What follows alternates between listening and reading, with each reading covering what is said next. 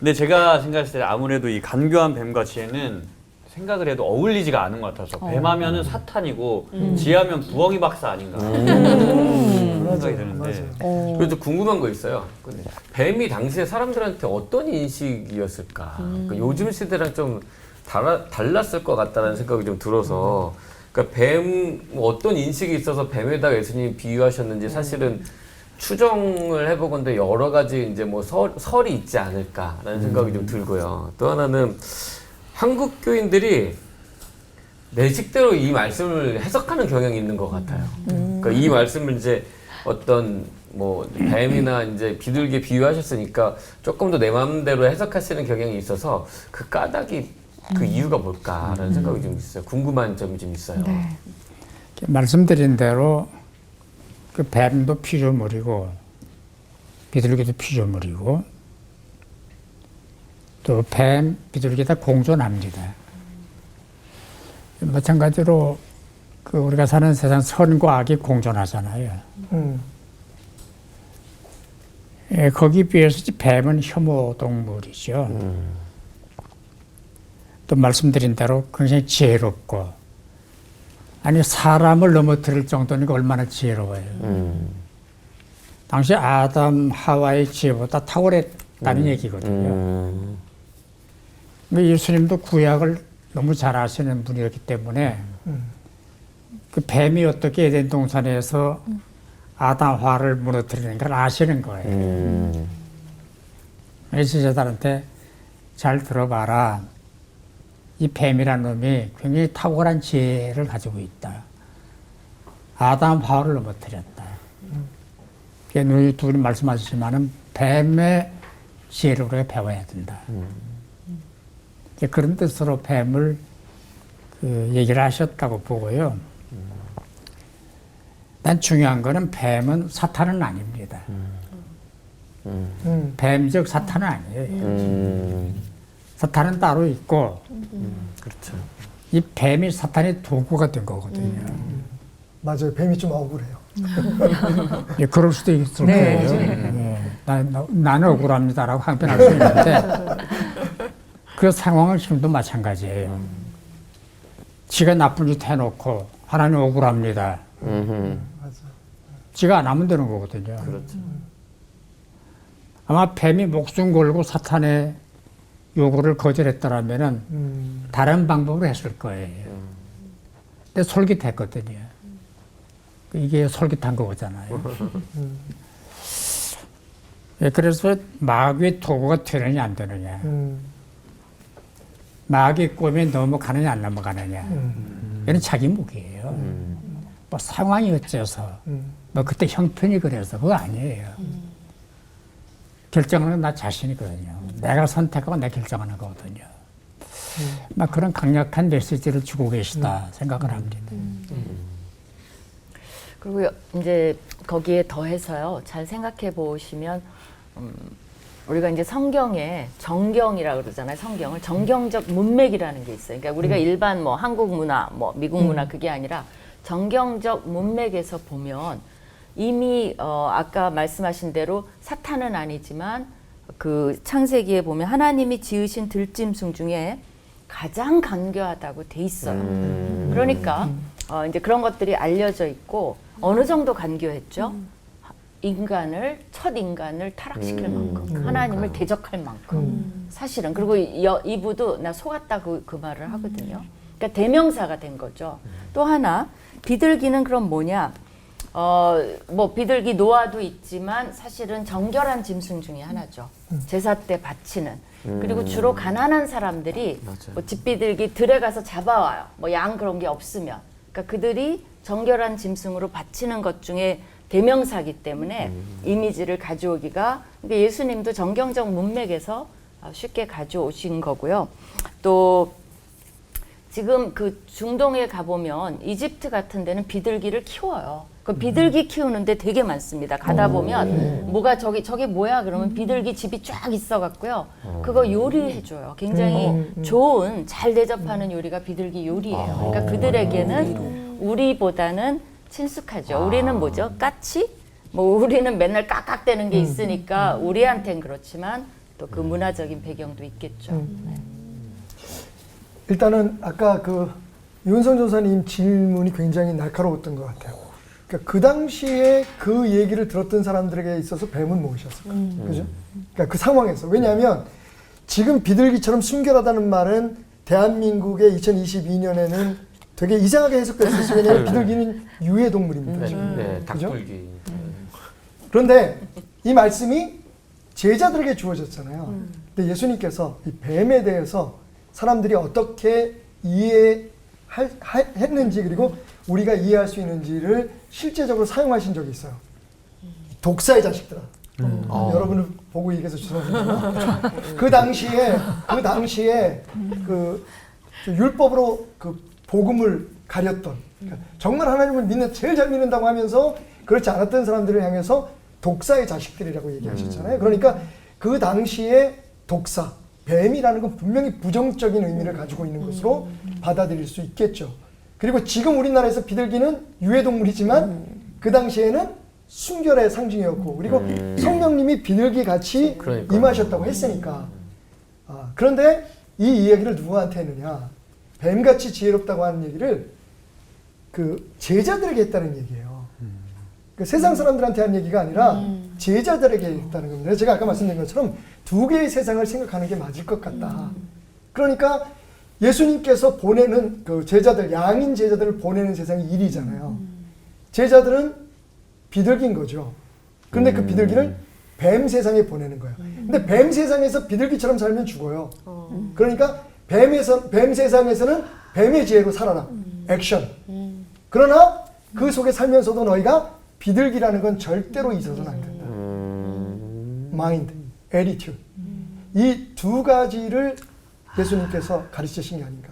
그러니까 저는 뭐 우리 요새는 다 그래요. 옛날에는 나 예수 믿고 난 다음부터 세상 일 안 해. 그 교회 안에서 기도만 하시는 분들 계셨잖아요. 저는 그게 나쁘다고 단적으로 말씀드리진 않지만 분명히 우리의 전쟁터는 세상이에요. 그리고 맞습니다. 사실은 여러분들이 지금 하시는 일이 그런 거잖아요. 그죠? 연예인으로 네. 혹은 뭐 찬양 사역자로 가수로 아나운서로. 저는 우리 CBS가 이 CBS TV라고 하는 이 도구는 세상적인 거예요. 그러니까 저는 프로그램이 좋아야 된다고 생각해요. 뱀처럼 지혜로운다고 생각하죠. 그러나 우리는 크리스천 TV예요. 그러니까 그 안에 순결함이 있어야 되는 거예요. 목적이 분명해야 되는 거죠. 자, 그런 관점에서 뱀과 비둘기의 세상을 이해하면 아마 이 비유가 잘 이해되지 않을까 하는 생각.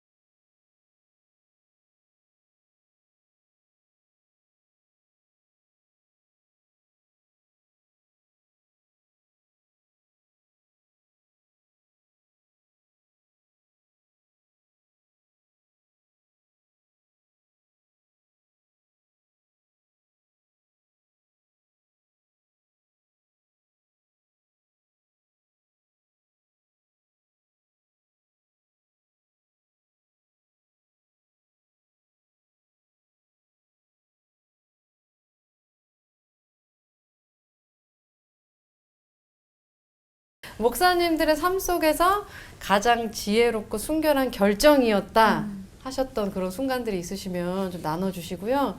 또 그런 마음은, 그런 지혜와 순결함은 어디서부터 왔는지도 이야기해 주시면 좋겠습니다.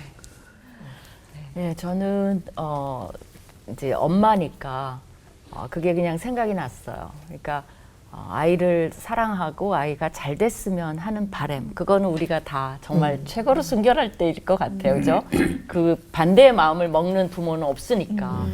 근데 끊임없이 정말 지혜가 필요한 것 같아요. 부모로서. 그때 한 번 지혜 있으면 끝까지 키우면 얼마나 좋겠어요. 근데 진짜. 정말 짜내고 부부가 의논하고 짜내야 되는 게 지혜 같아요. 그래서 엄마가 부모가 됐을 때는 정말 지혜를 공략하라. 그죠? 그거를 그냥 말씀을 드리고 싶어요. 그리고 지금도 짜내고 있어요.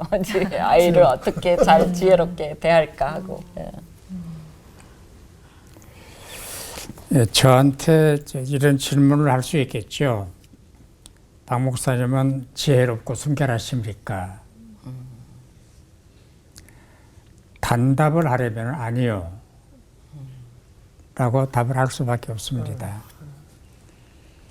제가 66년도 목사 안수를 받고 지금 56년 됐거든요. 이야. 근데 그 왜 아니요 라고 답을 해야 되냐면은 그 첫째는 아담 할아버지 때문이에요. 아담 할아버지가 잘못해가지고 저를 비롯한 모든 사람이 다 불순해요. 그 죄성이 유전이 됐잖아요. 맞아. 물론 예수님 십자가 때문에 해결이 됐습니다만은 다른 하나의 이유는 내 안에 잠재된 죄성 때문에. 나만 그러냐? 바울도 그랬어요. 내 안에 두 개의 내가 있다. 하나님의 법을 따라 살고 파는 내가 있고 세상 법을 따라 살고 파는 내가 있다. 이 둘이 싸운다. 그리고 답을 안 해요. 답했어요.